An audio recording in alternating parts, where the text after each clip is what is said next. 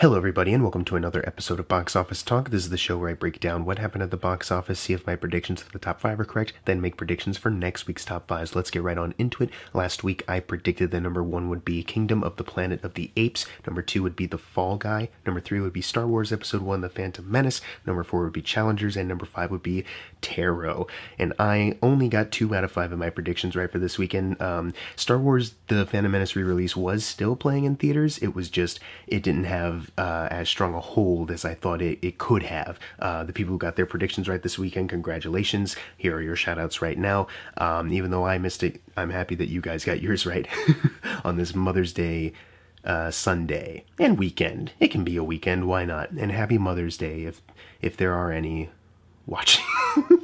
Let's go over what happened in the overall top 10. Number 1 was, of course, Kingdom of the Planet of the Apes. Like I said last week, you know, it's the only, not just blockbuster, but the only new release that is getting a wide release like this. So, of course, it was going to be number 1. People were anticipating it. I was wondering how it was going to do box office-wise, if it was going to match what had been done before with the other films, or if it was going to fall a little below that. It had been a couple years since War for the Planet of the Apes, so are people still interested in this? But it opened to number 1 with $56 million for the 3-day domestic opening weekend. If you're wondering how that is in terms of the franchise, for whatever reason, the Numbers.com does not have the opening weekends for the original Planet of the Apes films. They have really low grosses, as we will talk about in a little bit, so it's not like it matters too much. I think we can all just safely assume it had a higher opening than those, especially because times have changed and the franchise popularity has grown too, blah, blah, blah, blah, blah, blah, blah, blah, blah. But this is, as far as the films that we do have numbers for, which would be the previous trilogy and the Tim Burton film, it is the 3rd highest opening weekend out of all of those ones. So it's 16 million below Dawn of the Planet of the Apes. That's like the peak of the franchise as far as like gross and opening weekend, and it's 12 million below the Tim Burton film. So it had a higher opening weekend than War for the Planet of the Apes by just a couple 100,000 and Rise of the Planet of the Apes by 2 million. These films, you know, especially, I think mostly we're talking about like the recent, you know, Andy Serkis trilogy. Those films did really good business, you know what I mean? So this movie opening to about the same kind of opening weekend as these other films, kind of right smack dab in the middle. And in fact, if we just get rid of the Burton film altogether, it is the 2nd highest grossing in this continuity for the opening weekend. That is pretty good. You know, that shows that this franchise still has a lot of popularity. I hope that continues to be the case in the next couple weekends, because I think we talked about this a little last year. Not that this film is in the same position as this example I'm about to bring up, but when we talked about Dead Reckoning, Mission Impossible Dead Reckoning, and it had like a opening weekend that was pretty consistent with the other Mission Impossible films. It didn't reach the peak, but it's kind of right there with the other ones. But of course, because the budget was so high, because, you know, COVID, they kept paying people throughout COVID, so the budget went up. Hardly, you know, their fault. It's not that they spent too much on the film that they had shot. It's just that, you know, they kept people paid during the pandemic. The gross they then went on to make did not seem like a win, because that budget did skyrocket, though. And of course, Barbenheimer crushed it.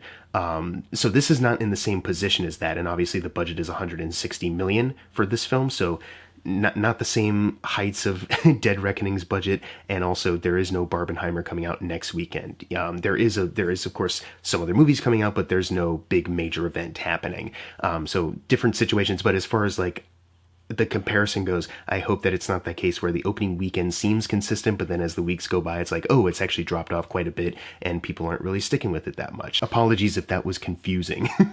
As far as the domestic runs for the Planet of the Apes films, it has outgrossed the original film by 23 million, and Beneath the Planet of the Apes by 39 million, Escape of the Planet of the Apes by 44 million, Conquest of the Planet of the Apes by 47 million, and Battle for the Planet of the Apes by 48 million. It now sits behind War for the Planet of the Apes by 90 million. So it's outgrossed all of the original films. It just needs to outgross the most recent ones and the Tim Burton one. So there you go, on the right path there. Worldwide, like I said, opened to 129 million. That number is not on the numbers, by the way, if you're checking that one like I do, since I always mention that that's what I use. I saw it reported in like a couple different articles, and Box Office Mojo has it listed, but for whatever reason, the numbers is a little behind on that. But it does have a worldwide opening of 129 million. It did outgross the original by 96 million, Beneath by 112, Escape 117, Conquest by 120, and Battle by 121. It needs 233 million until it outgrosses the Burton film. So there you go. Still a long ways to go until it gets to that one. It's a little closer to outgrossing War in this case.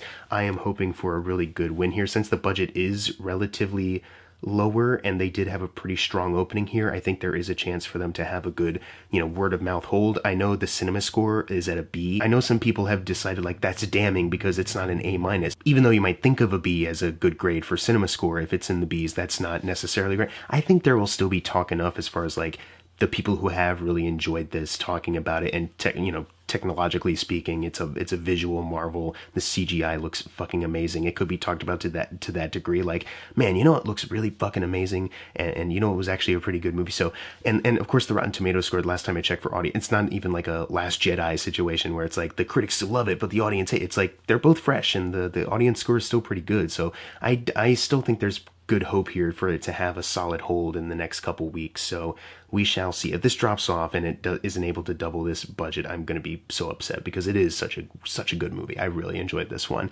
Anyways, let's move on to number 2, which is The Fall Guy. This one, we were all wondering how it was going to do in its next weekend. It's competing with another blockbuster now, and it didn't open too strongly. It had a drop off of about 50%, like kind of split down the middle there. So not necessarily great. It had made $13 million this weekend, which now adds to a domestic total of $49 million for director David Leitch. It needs $2 million now until it outgrosses Atomic Blonde. Worldwide, it is sitting at $103 million. So for David Leitch, it has outgrossed Atomic Blonde by $5 million. It now needs $135 million until it outgrosses Bullet Train's worldwide run. That seems like such a daunting number for a movie that, opened the way it did last weekend and then kind of dipped by exactly 50%. Look, like I said, if the budget was not $125 million like we talked about last weekend, and some people have even suggested it could be higher than that, this would not be, that bad a gross. If this movie cost $50 million, but the problem is that it cost $125, and the holdover was not really strong enough to consider like, well, maybe they're on the right track now. It's kind of looking like they'll keep making money, obviously, but it's looking like it's not going to be like this kind of summer rival.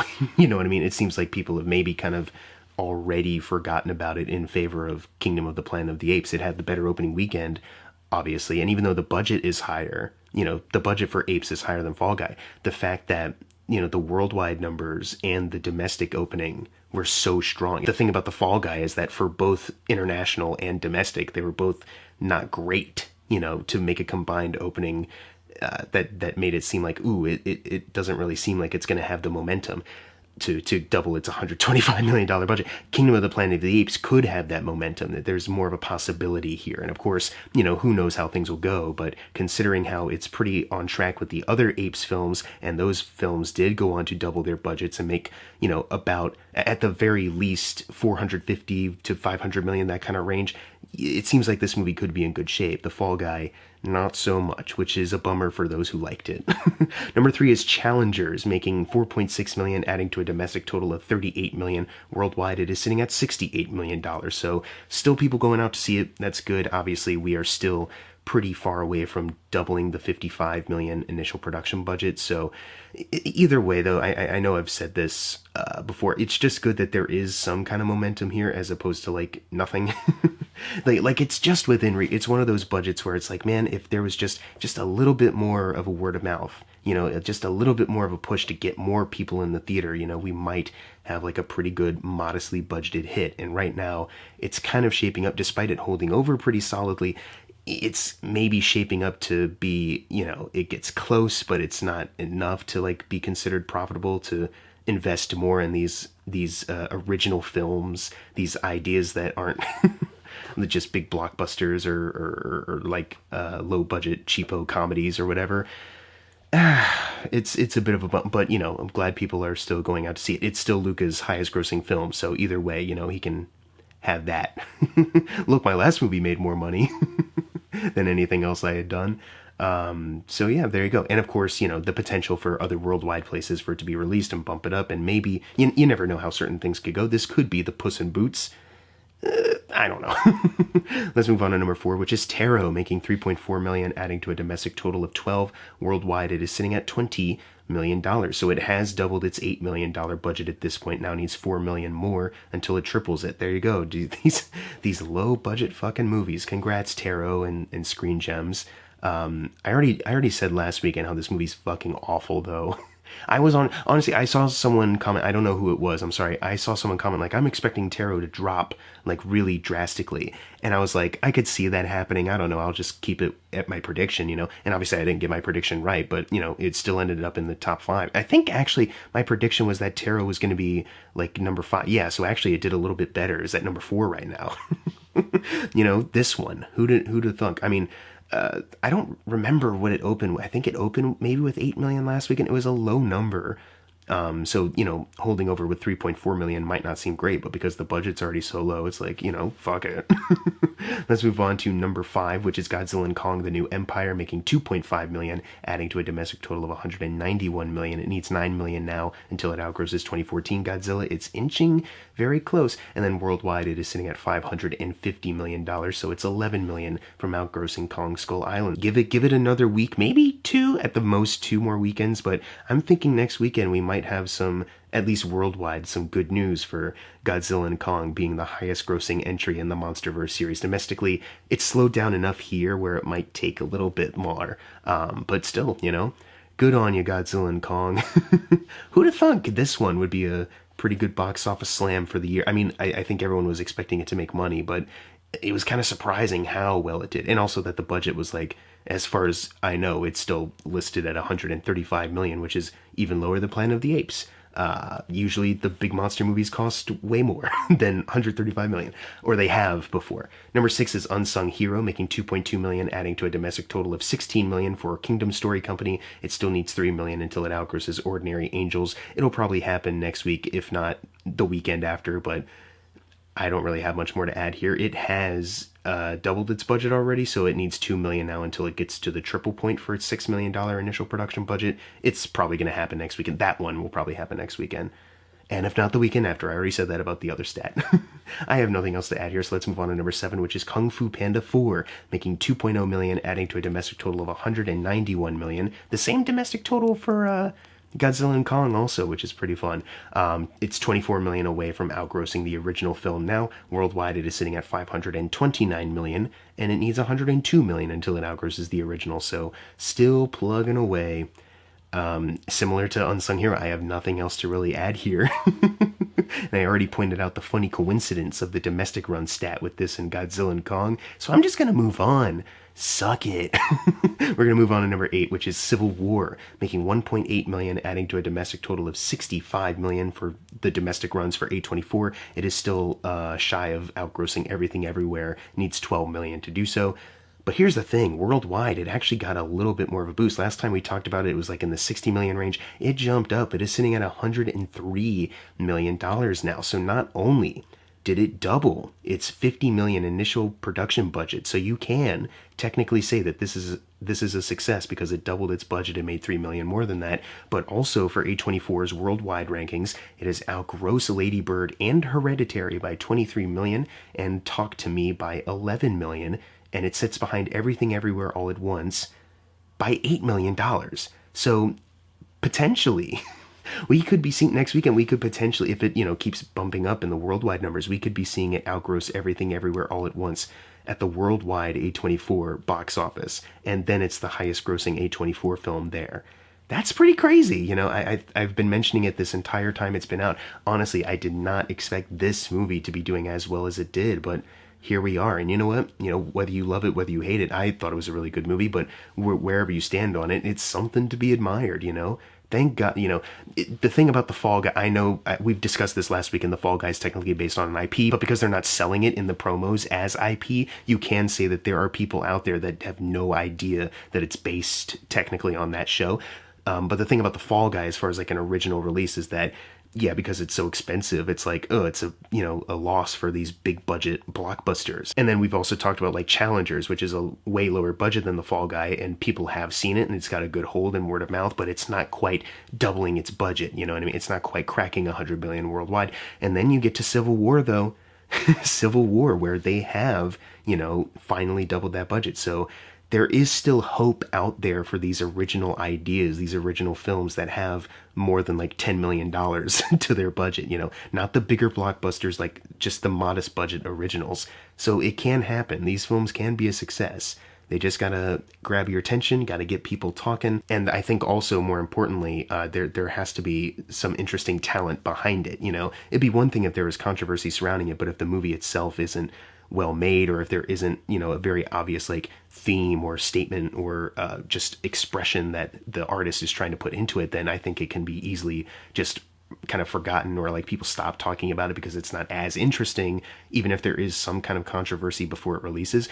I think Alex Garland is the kind of artist, though, to get people talking and put out those movies like that. So it didn't work for Men. I think it didn't work for Men, really. But Civil War, there you go. Number 9, we have Star Wars Episode 1, The Phantom Menace. So it's still here, but it dipped drastically. It made $1.5 million, adding to a domestic total of $486 million. Worldwide, it is sitting at $1.039 billion. So, I mean, it doesn't really matter if it drops drastically or not. You know, it's already had its time back in 1999. So let's move on. Number 10, closing out the video, Abigail. Such a bummer. It was not able to have a significant enough hold to double its $28 million budget. It's on VOD right now, and I'm sure there are people out there renting it and all that shit. So once again, hoping that it is able to break even or make some kind of profit through that medium now. People have talked about it enough, and now it's available at home. Maybe more people will watch it and pay for it right now, buy the Blu-ray later. But it's just a bummer that they couldn't do it in theaters. That's the thing for every Civil War, where it's like, oh, we got a little miracle of an original film doing well financially. You'll get something like Abigail, where it's like, it's not like it's a total disaster. Like, especially for this one, it did cross over the initial production budget, but like, it's not about doing just that. Anyways, it made $1.1 million, adding to a domestic total of $24 million. So for Radio Silence, it's $4 million away from outgrossing Ready or Not. Worldwide, it is sitting at $36 million. It was only $20 million away from doubling that budget. It's such a shame. It has outgrossed Devil's Due for Radio Silence by a couple $100,000, and it sits behind Ready or Not by $20 million there. So once again, if you can see it in the theater, you know, I implore you to do so. So much fun. I loved it so much. If not, then please check it out at home and pay for it. Please don't pirate it. Show some support, please. Anyways, now it's time for the fun part, the predictions for next week's top 5. Number 1, I am going with If. Despite the fact that Kingdom of the Planet of the Apes did pretty well this weekend, I still think If has some kind of appeal to it, just as far as like it is a family film. It's been a while since we've gotten Kung Fu Panda 4, and despite that movie obviously still doing well at the box office, and same for Godzilla Kong, that's kind of more of a family film as well, but it's been, you know, it's been a while since those have actually been like released. You know, they've kind of been lingering around. If is kind of like new blood as far as like you can take the whole family to this potentially. So I think that'll do pretty well for itself, and it's kind of tracking to do pretty well. Number 2, I think, will be Kingdom of the Planet of the Apes. Number 3, I think, will be The Strangers Chapter 1. Number 4, Back to Black. And then number 5, The Fall Guy. But what are your predictions for next week's top 5? Leave them in the comments below. And as always, thank you guys for watching. Make sure to subscribe. I'm Jackson Fulcher. See you guys next time.